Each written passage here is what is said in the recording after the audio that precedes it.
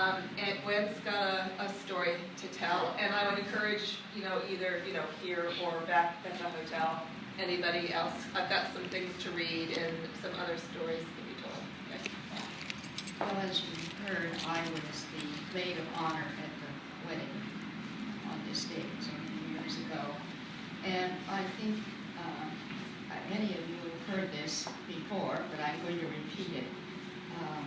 I was living with Gladys in Santa Rosa, to go to the junior college in Santa Rosa, and I was at a dance. And in those days, for you young people, we went to the gym, and the girls stood on one side and the boys stood on the other, and they came over and asked me to dance.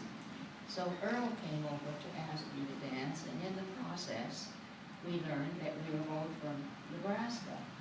And this was before Christmas, and he mentioned that he and his friend were going to drive back to Nebraska for Christmas.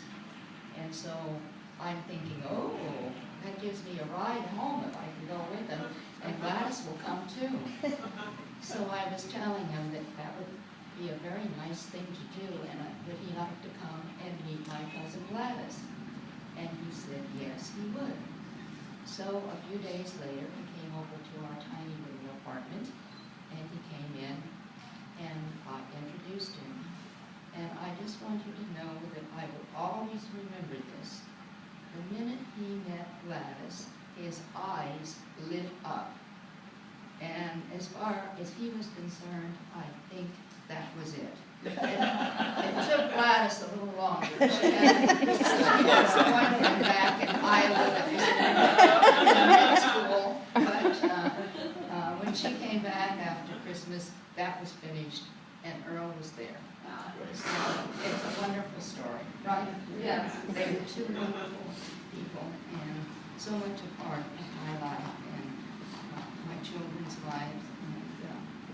And as I've always said, Gladys was my cousin, but she truly was my sister, and I loved her too.